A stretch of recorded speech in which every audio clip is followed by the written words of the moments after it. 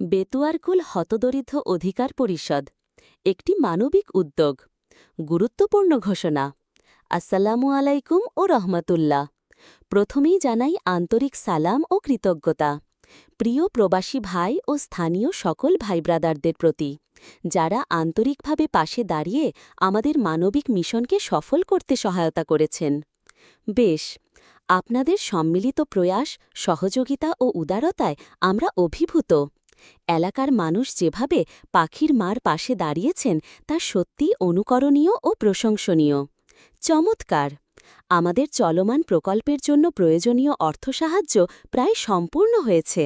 ইনশাআল্লাহ আগামীকাল পরশু মিস্ত্রি নিয়ে ঘর নির্মাণের কাজ শুরু হবে। অর্থ সংগ্রহ কার্যক্রম বন্ধ ঘোষণা। আমরা ঘোষণা করছি যে পাখির মা প্রকল্পের জন্য অর্থ সংগ্রহ কার্যক্রম এখানেই বন্ধ করা হল। অনুগ্রহ করে আর কেউ কোনো ধরনের টাকা পাঠাবেন না।